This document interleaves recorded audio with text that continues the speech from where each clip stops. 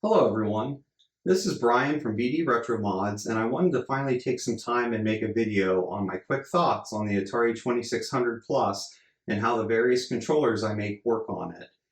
I initially planned to do a full review of the 2600 Plus, but unfortunately I was one of the handful of people that didn't receive my order from Atari until just a few weeks ago. So I thought it would be best just to give some quick thoughts on it and save a full review of the 2600 Plus for when the first firmware update gets out of beta for it. I think the aesthetics and build quality of this console is really well done. The light up logo is a nice touch, though it doesn't really seem to be very bright. As many others have touched on, this console comes with an HDMI and USB cable, but it does not come with a power adapter.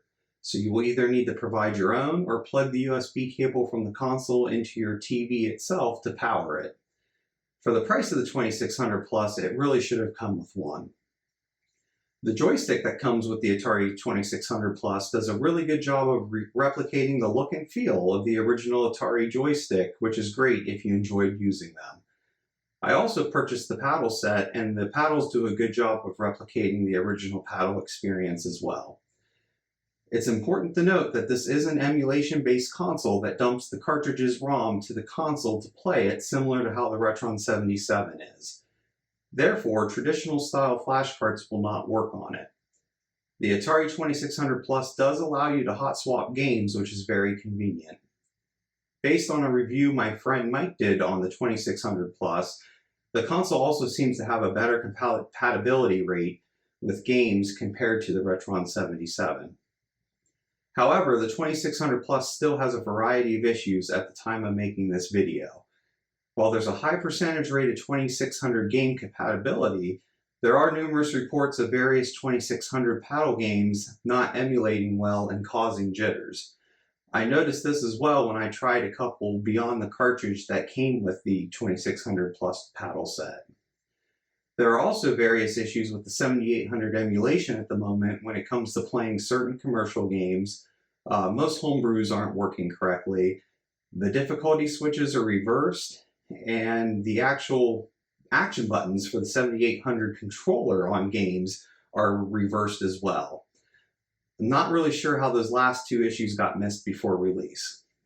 The good news though is the 2600 Plus is able to get firmware updates, and the maker of the 2600 Plus seems to be proactively working with the Atari Age community to get those issues resolved and to continue to improve on the console's compatibility with games and certain controllers. I've added a link in the description below to learn more on the plans for the first firmware update and to download the beta firmware if you wish to try it out. So should you pick up an Atari 2600 Plus right now? I think it depends on what you plan on primarily using it for. If you just want an easy and convenient way to play your 2600 games on a modern TV, then I think it's a good option for that even in its current state. If the primary reason though is that you want to play 7800 games, then I think it's best to hold off until we see how well the non-beta firmware updates fix the known issues with the 2600 Plus in regards to 7800 games. So those are my quick thoughts on the 2600 Plus. I'm now going to demo all the different controllers I make that I've confirmed to be compatible with the console. Okay, so the first controller we're going to demo with the Atari 2600 Plus is the handheld joystick controller for the Atari 2600, Atari 8-bit computer, Commodore 64, and now the Atari 2600 Plus. And the version I am using does have light up buttons on it because I just wanted to show that it will work perfectly fine if you have my standard style or if you do a special request for light up buttons.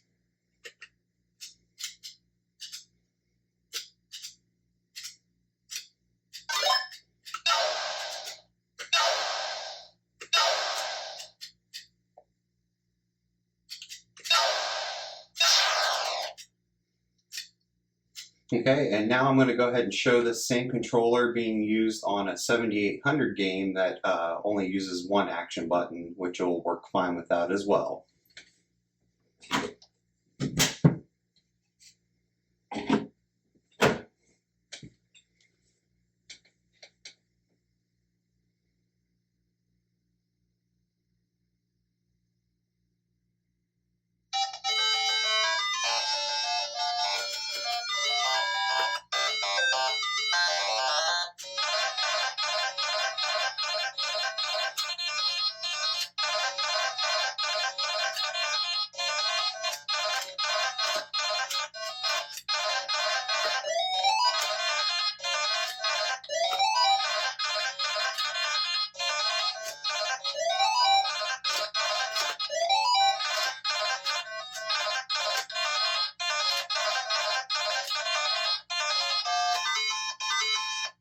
Okay, so the next controller we're going to demo for the 2600 Plus is my track and field style controller.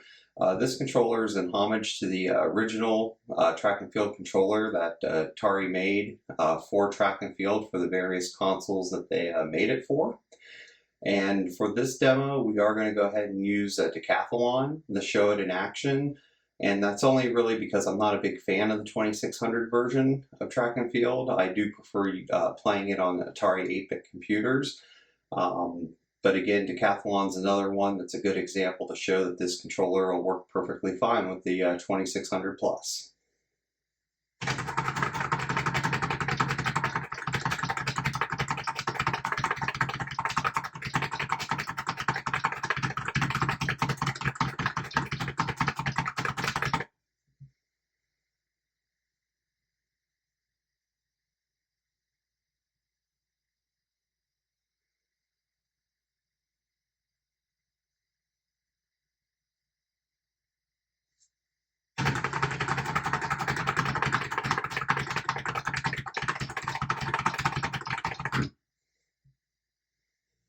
Okay, so the next controller we're going to demo on the 2600 Plus is the Space Invaders style controller.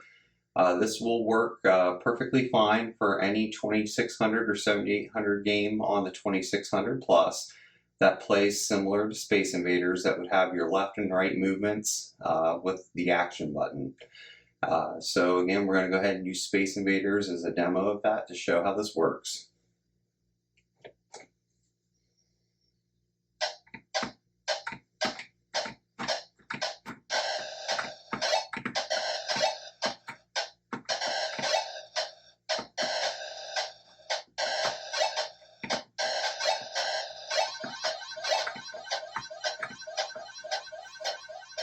Okay, so the next controller we're going to demo with the Atari 2600 Plus is the Atari Dual Stick arcade style controller, which works great for games such as Robotron 2084 or Raiders of the Lost Ark for the 2600, and other games that required you to use both controllers, player 1 and player 2 controller, to play a game with.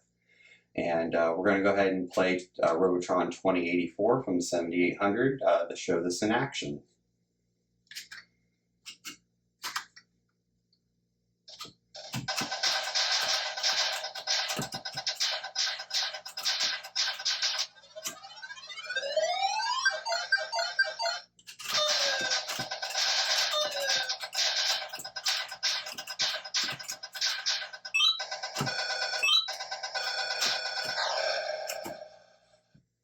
Okay, so the next set of controllers we're going to demo with the Atari 2600 Plus is the arcade style paddle controllers. And with them, we're going to use the optional multiple paddle adapter with it. So that way, if you wanted to hook up a second arcade style paddle controller, or if you have a Hyperkin Ranger, you could use that as well as a second paddle with this adapter. And we're going to go ahead and demo this with Breakout. These paddle controllers do work fine with the Atari 2600 Plus. Just something that you just want to keep in mind as of the time of recording this video.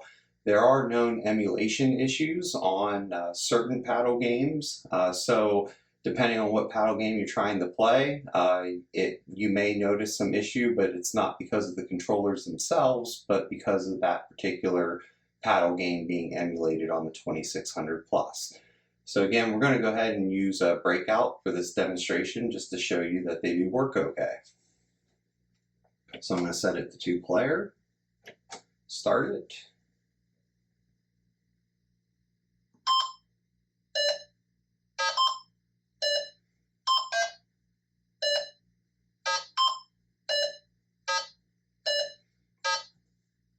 And then just to show the second paddle.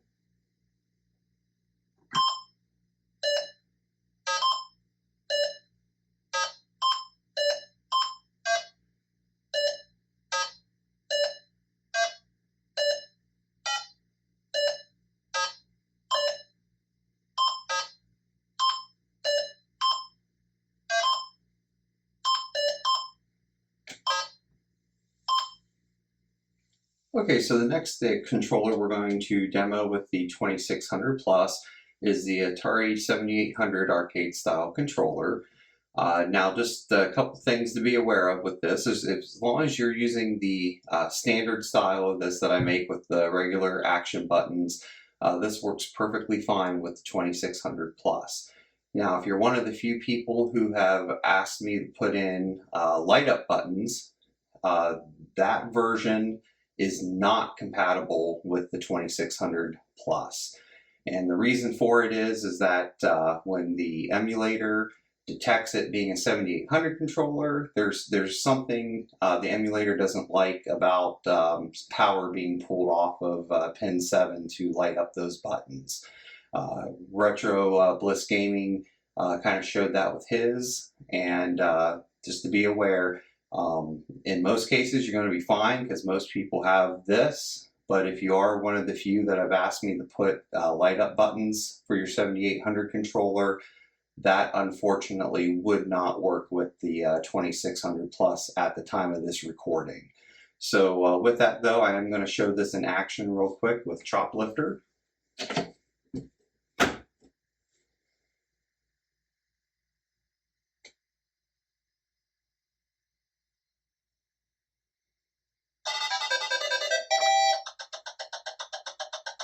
Now, the other thing to keep in mind at the time of this recording is the buttons are unfortunately reversed from what you'd be used to from playing on a regular 7800. Now, with that though, they are working on a firmware update that should hopefully be coming out soon that will fix that issue.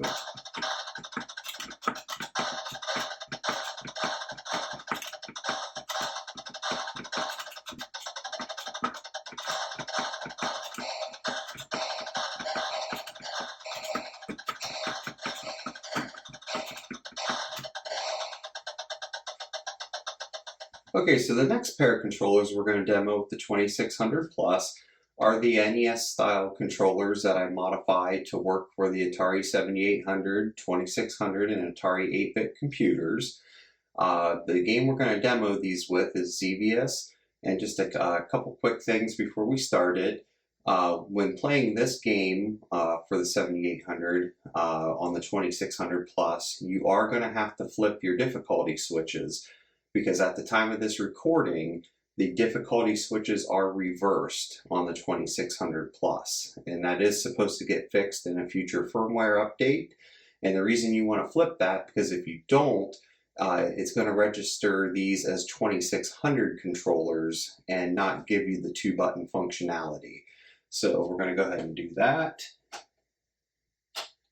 And then also, as we mentioned on the previous controller, with all 7800 controllers, the buttons are currently reversed, which again, an upcoming firmware update is to correct that.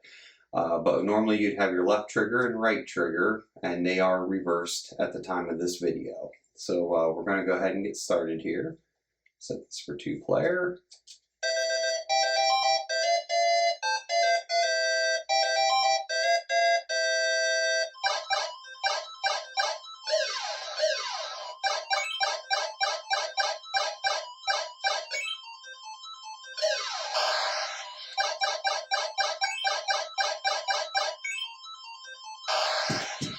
Your 2nd player.